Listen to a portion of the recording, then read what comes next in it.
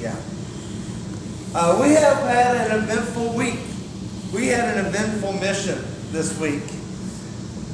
Just over a week ago on Friday night, 26 of us took off on an intrepid voyage, 15 hours across the country to southeastern Kentucky, to a place called Redbird Mission in Clay County, Kentucky. And Redbird Mission actually is one of our 3 missionary conferences. The Redbird Missionary Conference, the Oklahoma Indian Missionary Conference, and the Alaska Missionary Conference are our 3 missionary conferences, and they were intentionally created for the purpose of serving people who are in marginalized communities and under-resourced communities. Now, Clay County, Kentucky is actually the 3rd poorest county in the entire United States. The poorest county in Kentucky and the 3rd poorest in the United States. They lack all kinds of resources. First of all, we couldn't hardly get a signal down there in the hole, could we?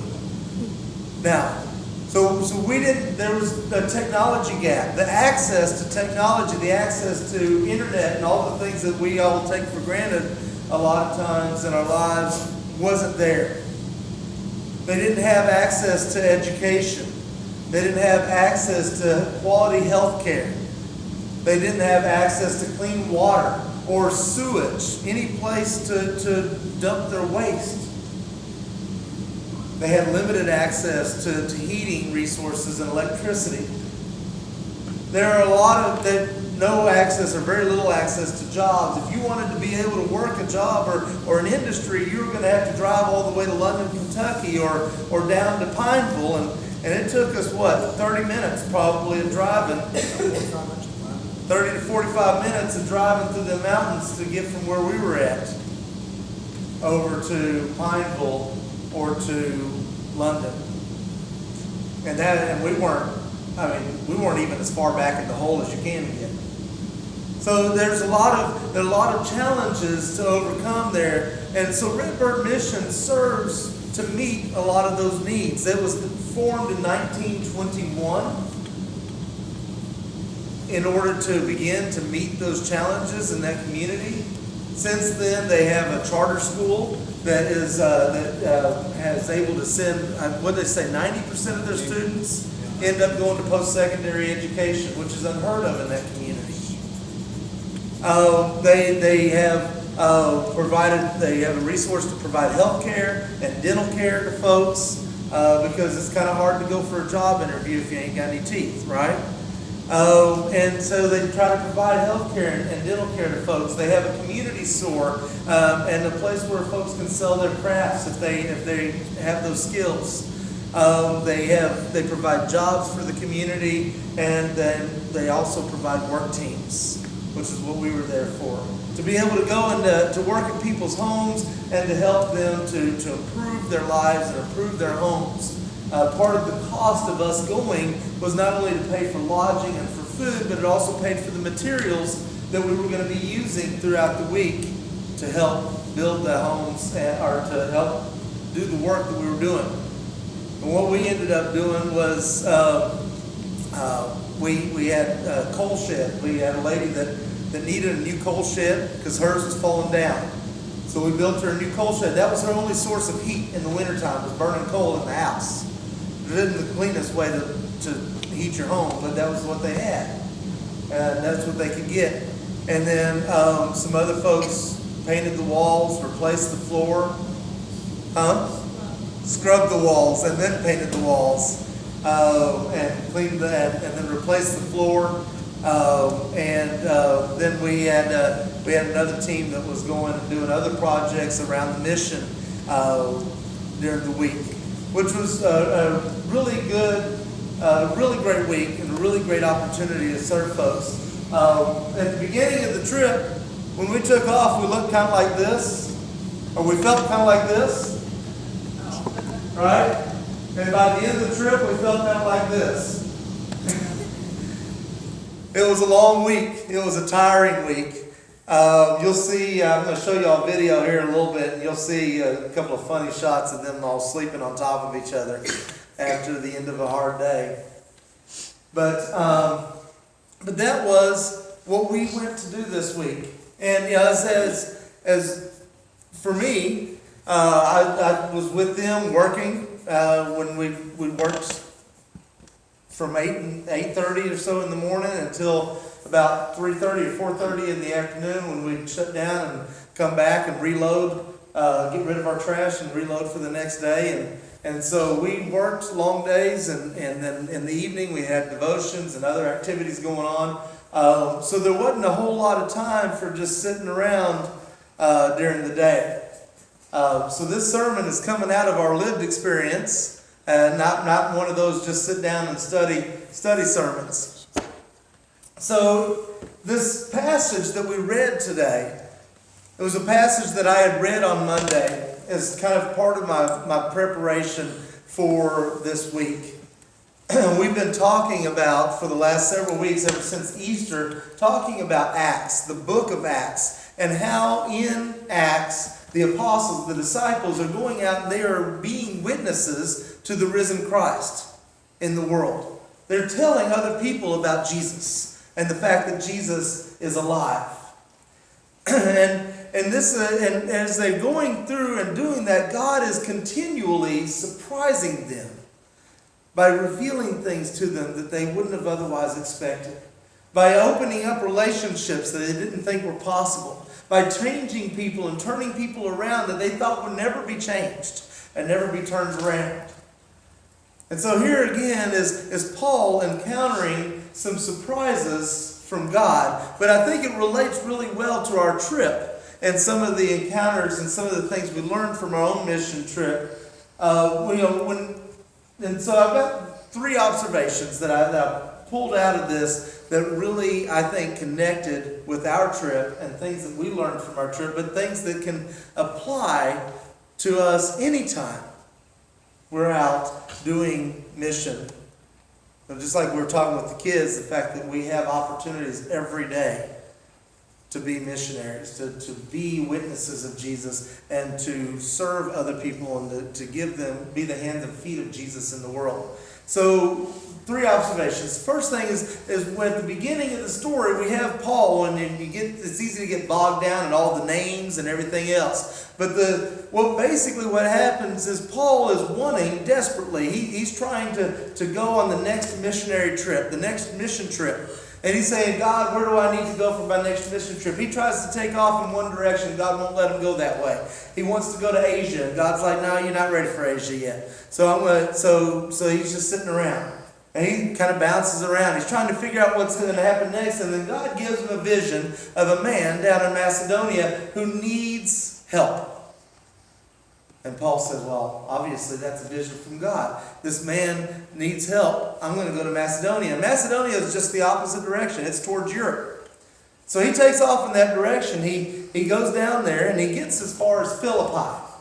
And when he gets to Philippi, he says, okay, well, this looks like the right spot. So they go looking for it's Sabbath. And so he's like, we're going to go find a house of worship. We're going to go find us a church. And we're going to go in and join in on a church, and we'll figure out what we're going to do from there, what our mission is. Well, they go all over town, and they can't find any place where people are gathering to worship. And they're getting kind of discouraged. And they finally get over to the river. Well, the first observation that I had when we were reading that is that this idea that, he wanted to go to Asia. God wouldn't let him go to Asia. And then God gave him a vision to go to Europe. And the reality is that whenever we are trying to do something for God, God never takes away one opportunity without giving us a vision for something else.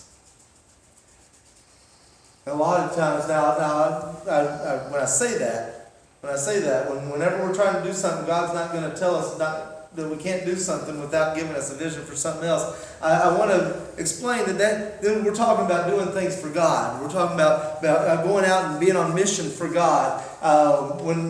If you have the idea that you want a ski boat and God shuts that down and gives you and you're hoping God will give you a vision for a party barge, that's probably not the way it works.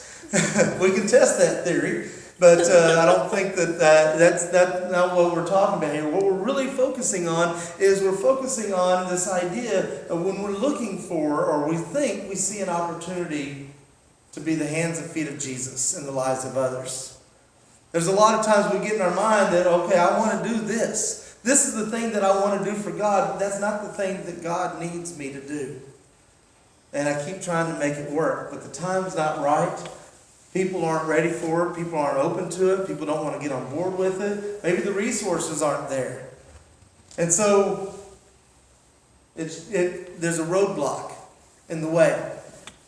And so whenever we face one of those roadblocks in something that we want to do for God, we can know that God's going to give us a vision for something else. This week, or this past year, when we were getting ready for the mission trip, we came back from Texas. And we were all excited and had a great trip in Texas, helping folks that were the victims of the hurricane and the flood down there. And we get back and we started thinking about where's God going to send us next. And it was about a week later, we were at an annual conference, and Gina pulls me aside and says, I think we need to go to the Appalachian Mountains. I think that's where we need to go. I said, that's a long ways. She goes, yeah, but I think that's it. I said, okay. So we started looking at our options. And I knew about Redbird because I lived in Kentucky, but there were a couple of other options. We looked to see where it was that we felt like God was leading us, and a couple of the other options didn't work out. But Redbird worked out for us and became a great opportunity for us to follow that vision, like Paul and his companions followed the vision to go to Macedonia. Now, when Paul and his companions got to Macedonia, they looked for a place to worship. They looked for a place where somebody was praying and worshiping, and they couldn't find it, so they ended up going down to the river, thinking surely somebody will come down to the river at some point today. And sure enough, they did. Lydia came down there. Lydia came down, and she was a businesswoman. She sold purple cloth. She comes down to the river. We don't know why she's down at the river, what she's doing there, what that's all about. But she comes to the river, and Paul encounters her because she's the only person there. And he says, and he starts sharing the gospel with her. And she was open to it, and she was receptive to it. And the second observation that I had that kind of relates to our trip and the way that we approach being the hands and feet of Jesus in the world is that we have to expect the unexpected. Paul expected to find a place of worship, and he didn't. Paul probably expected to encounter a man, because that's what he saw in his vision, and he ended up encountering a woman. We have to expect the unexpected and be willing to roll with the unexpected and go where God is leading us. When we got there, a lot of the youth didn't know what to expect. They weren't sure what was on the agenda. Katie's, when I asked her what she expected, she's like, I don't know, Gina didn't tell me anything. So we didn't know what to expect. Jace said that he didn't even know there were mountains in Kentucky. So he was really lost. But we got to the first day and got to the job site, and we realized real quickly that it was not enough work for 26 people. That about half of us were going to be sitting around doing nothing. So Gina, thinking on her feet and being open to wherever God was moving, said, you know what, I'm going to grab half these kids and we're going to take off. We're going to go back to the mission and we're going to find some more work to do. And she goes back to the mission and to find more work to do. And what that ended up doing was creating new opportunities, right? Y'all had different encounters than we had. You met people that we didn't get to meet and really got to have conversations with folks that we didn't get to have conversations with. And you got to do some amazing work down at the senior center and over at the school, right? And so when we're in mission for God, have to be willing to expect the unexpected, open to the unexpected, because we know that God moves us in ways that we don't expect. God's always got surprises but they always bring us opportunities that are going to be better than what we would have had if we'd gone with our own plan. You know, when Paul is talking with Lydia and she's receptive to the gospel, she ends up getting baptized. Her whole family gets baptized. And then she offers to give them a place to stay. And what Paul discovered in that encounter, and it says it in the description, is that she was already a God worshiper. She was already somebody, she was a Gentile, but she was already somebody who knew who God was and who worshiped God. And when Paul came to bring her the gospel, he didn't have to tell her about God. He told her about Jesus. He told her about the death and resurrection of Jesus and how that was the missing piece. But he didn't bring God to Philippi. God was already in Philippi. And God was already at work in the lives of people there and in Lydia's life. A lot of times when we go on mission or we go on mission trips, we use this language. We say, well, we're going to bring God to those people over here. You ever heard somebody say that? Oh, we're going to go bring God to this area, or we're going to go bring God to that area. Well, we ain't bringing God nowhere. God's already there. Right? God's already there, and God's already at work in the lives of people and in that community. And one thing that we discovered this week was that God was already at work, right? God was already at work in that community and in the lives of people. Darlette had a story where on the first day she had an opportunity to talk with Bonnie, the homeowner. And she had a conversation with her and was asking her about her family and discovered that a couple of her family members had some health issues. And she wanted prayer for that. And so Darlette prayed with her. And when she prayed with her, Bonnie started praying along out loud. And now Darlette, she was telling me later, she grew up Assembly of God where everybody prays out loud all at once. But she really hadn't heard that in a long time. And for her, it was kind of a blessing to have that experience with Bonnie praying out loud. And she recognized that there was an encounter here that she wasn't bringing God to Bonnie. Bonnie already knew who God was. But in the opportunity that she had was to point God out. The opportunity that we had was to get on board with what God was doing. To find where God was at work and to get on board with it. Val, who also went with us, had another story when she was with y'all's group. She had an opportunity to sit down with Lisa, who was on staff there at the mission site. And Lisa had shared her story with Val, and Redbird literally saved her life. Literally saved her life and taught her what it meant to be truly loved and to understand what grace was in her life. It brought Val to tears. Here Val was coming expecting to bring the gospel and to bring Jesus to other people, and what she received instead was grace and Jesus from that other person. She heard their story and it encouraged her faith. Every time we go to somewhere else and we think we're bringing them something, we find that there's an opportunity to receive from them as well. Just like Lydia turned and offered hospitality to Paul, we had an opportunity to receive from others. And throughout our days and our lives, every time we think we're be in the hands and feet of Jesus, we know we have to come with an attitude that we have as much to gain as we have to give.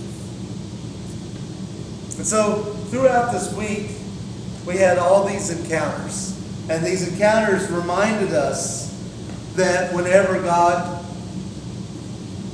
puts up a block, God will give us a vision for something else. That we have to be flexible and be willing to adjust to wherever God's moving. And that we have to be open, that we're not bringing God to a place, that God is already there. And we just have to be open to where God's at work and get on board with it. It was a really awesome week. It was a great opportunity for us. And I want to just give you a moment to watch this video where the kids are kind of sharing about their week. Not just the kids, some of the adults too, sharing about their week.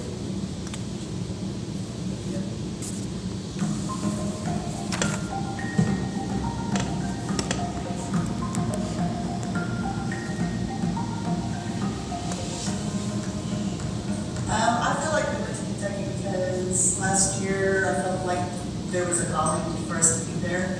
And I feel like our kids got a lot out of it. They saw that not everything was sugar-coated and that life without electronics and all that is a common thing for them there versus us taking advantage of it and everything. So they got to see, how to rough it in our day and age.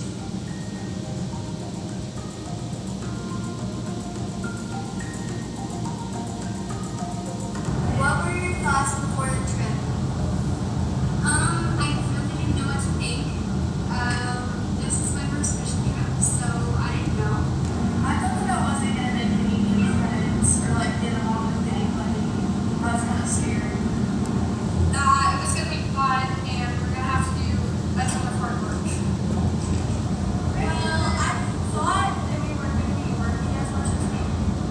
So I thought it was gonna be a good trip. When I came into the week, my first thoughts were, oh crap, it's gonna be bad, the conditions gonna be back in 1988. There's hardly anything right there, like with cabins and all that.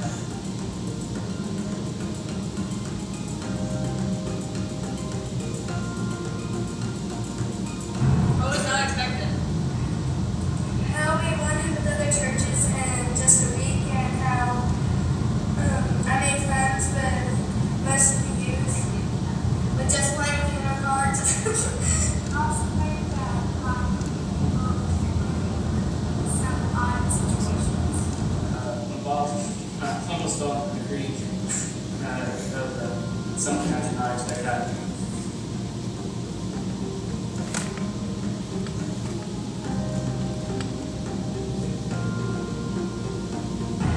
Where did you see God at work? I saw God helping us get to the cross and the waterfall when we were hiking. And then I saw him helping us tear down the fence and get everything done so we could go home the next day. I saw him and people that were working hard with others. Watching the young people working, I knew the crews knew what they was to be doing. The fact that they were so willing to learn new tricks, new trades, new talents, new things. And after the career, I saw some not work much straight through that. I got them this week coming over there and helping at like build a shed and Red Bird mission build that shed over there for a ball. I thought it was more difficult. I saw Amazing Grace and everything, and everyone was asleep. I see all the trees and the countryside, and it's just really good time to reflect on everything we experienced. I had a God moment watching some of these littles figure out how to do the mission work. They didn't know what they were getting into, and just watching them transform throughout the week.